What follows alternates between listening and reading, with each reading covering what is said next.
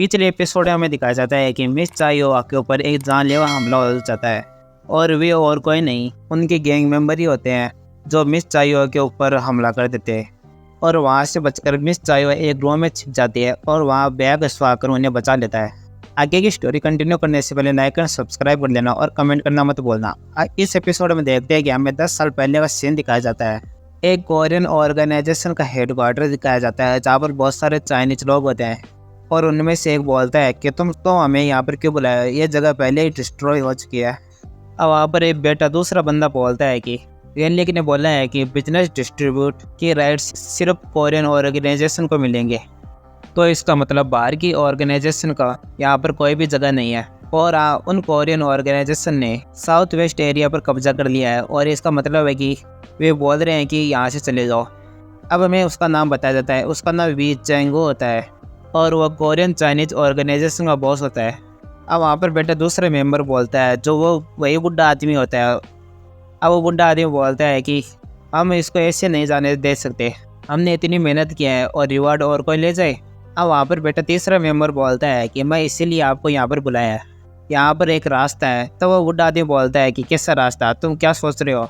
अब हमें पता चलता है कि वो तीसरा मेंबर वेंग होता है जो ब्लैक ड्रैगन ट्रेड का हेड होता है और बोलता है कि हम एक कोरियन ऑर्गेनाइजेशन बनाएंगे जो हमारी बात मानेगा। अब वेंग बोलता है कि यह लेक पास्ट में साउथ वेस्ट एरिया में चिनवंग स्टोर का बिजनेस चलाता था। यह लेक डिस्ट्रॉय हो गया तो चिनवंग बैंकरप्ट हो गया और अभी तक चिनवंग का बॉस भी पता नहीं चला कि वो कहाँ चला गया। तो हम इस ट्रेडिंग कंपनी को कब्जे में ले लेंगे और इसी तरह हम इस कोरियन बिजनेस को ज्वाइन करने में मैनेज करेंगे। अब वो बुढ़ा आदमी बोलता है कि तो हम बॉस का क्या करें, अगर हमसे ये करें तो इसका कोई भी मतलब नहीं निकलेगा। अब वेंग बोलता है कि मैंने चुनवंग की बेटी ढूंढ लिया है, या फिर सिंपल भाषा में कहूँ तो मैं उसका वारिस ढूंढ लिया है।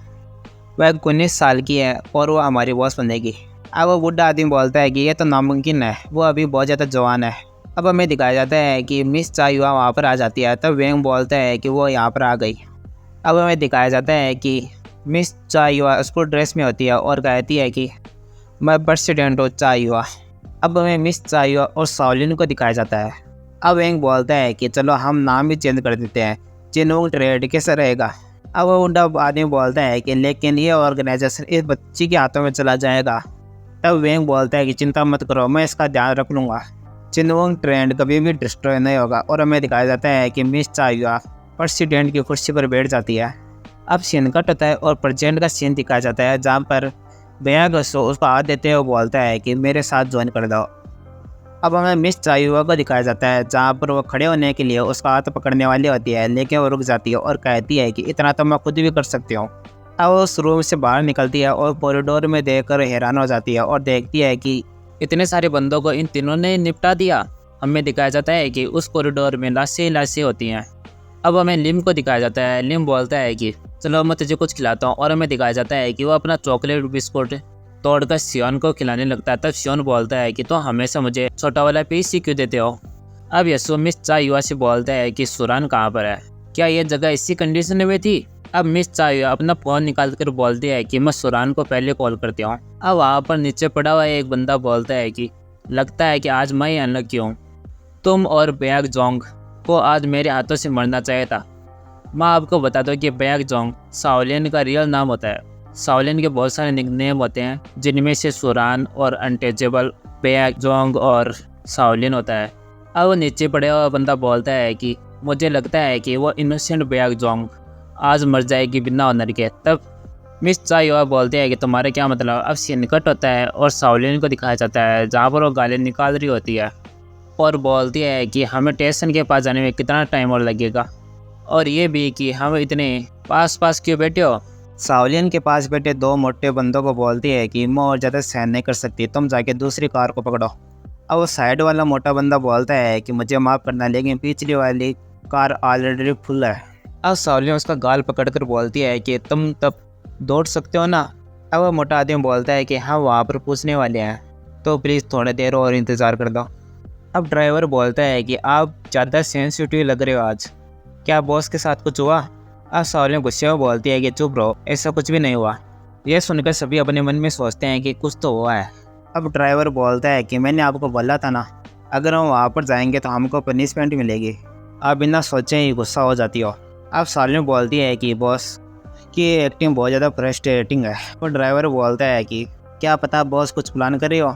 अब सालिन बोलती है कि एक साथी को हमेशा मरने और जीने का ऑर्डर फॉलो करना चाहिए। मुझे भी जीने और मरने का ऑर्डर दो। हमने उनका डिसीजन फॉलो करके एक ऑर्गेनाइजेशन बना ली। अगर मुझे रोकना है या फिर मारना है तो सिर्फ मुझे एक ऑर्डर दे दो। अब वो ड्राइवर बोलता है कि आपको मरने के लिए भी ऑर्डर चाहिए। ऐसा कौन सा बंदा सोच सकता है। वे लोग मरे या फिर नहीं मरे, लेकिन उनको मरने से बहुत ज़्यादा डर लगता है क्योंकि वो आपकी तरह सभी स्ट्रांग नहीं है। अब सालिन बोलती है कि हम जीने के लिए स्ट्रगल करते हैं। हाँ, ये बात सच है कि लोग मरने से डरते हैं। ऐसा नहीं है कि मैं ऐसा सोचती नहीं हूँ, क्योंकि मैं बेवकूफ़ हूँ तो मैं ऐसी बातों को सोचती नहीं हूँ जब तक मुझे कोई बताया नहीं। आज सालिन गुस्से में बोलती है कि लेकिन हम स्टेशन तक कब तक पूछेंगे। मेरा जैसा बेवकूफ़ आदमी बता भी सकता है कि हम लोग एक सर्कल में घूम रहे हैं। अब हमें दिखाया जाता है कि कार में बैठे चारों मेंबर एकदम से सीरियस हो जाते हैं। अब ड्राइवर के साइड में बैठा बंदा बोलता है कि मैंने बोला था ना, हमें कुछ भी यूजलेस बातें नहीं करनी चाहिए। अब सावलिन के पास बैठे दो बंदों ने उसका हाथ पकड़ लिया और ड्राइवर की साइड में बैठा बंदा उसके ऊपर एक पंच मारता है और बोलता है कि यह कितना सेटिस्फाइंग है। मैंने सोचा नहीं था कि ऐसा दिन भी आएगा। आज सावलिन हंसते हुए बोलते हैं कि तुम लोगों को मुझे टाइट पकड़ना चाहिए। अगर मैं छूट गई तो तुम सब मर जाओगे। और ड्राइवर बोलता है कि सिस्टर, हम लोग कुछ भी नहीं करना चाहते, हम इसलिए करें क्योंकि हमें जीना है। अब हमें दिखाया जाता है कि सावलिन उस ड्राइवर के ऊपर एक किक मारती है जिससे कार का बैलेंस बिगड़ जाता है और एक बंदा बैठा और पीछे बैठा एक मोटा बंदा बोलता है कि जल्दी से स्टीयरिंग पकड़ो। और हमें दिखाया जाता है कि वो इस हड़बड़ी में सावलिन का हाथ छोड़ देता है।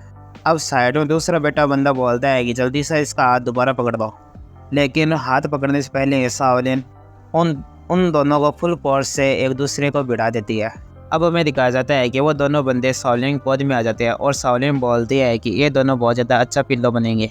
अब हमें दिखाया जाता है कि कार क्रैश हो जाती है और सावलिन कार के डोर को किक मारकर बाहर आ जाती है और अपने हाथ में बुलेट लेकर बोलती है कि तुम लोग क्या बोल रहे थे कि तुम्हें जिन्ना है इसलिए कर रहे हो। अब हमें दिखाया जाता है कि वहाँ पर 3-4 और कार आ जाती है और उनमें से बंदे उतरते हैं और सावलिन बोलती है कि ये इसलिए हो रहा है क्योंकि कुछ लोगों ने अपना दिमाग लड़ाया है, वो भी ब्यांग जोंग के सामने।